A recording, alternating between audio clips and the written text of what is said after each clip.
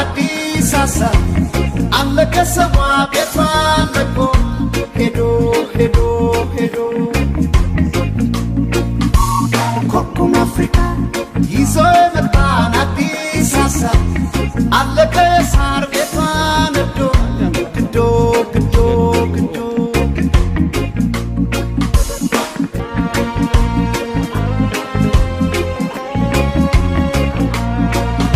በስጋት ከፎን ተይዞ ስራት አዋቂው ሸሽቶ ራብ ነግሶ ርዛት በምድሯ ሊቆይ ማን ስሩ ከላይ ነው ወደ ታች የሚመጣው ስሩ ነው እንደዚህ ነው ሽባ የሚባል ዛፍ ነው አይደል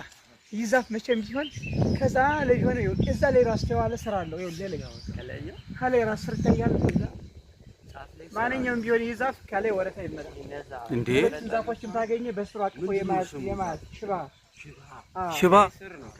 ነው የሚባለው አዎ ማንኛውም ዛፍ ሳፖርት አድርጎ የማዛቅም አለው ይሄው ስሩ ወደ ከላይ ወደ ታች ነው የሚወርደው ከላይ ነው የሚወርደው በዚህ አጋጣሚ አብሮ የበቀሉትን ዛፎች ታገኘ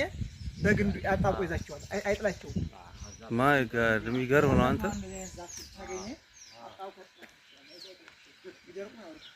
የሚገርም ነው ታውቃለህ ይሄ አይወድቅም ማለት ነው ታውቃለህ ይሄው ከላይ ይሄ ይሄ ከዚህ መጥቶ መሬት ይነካል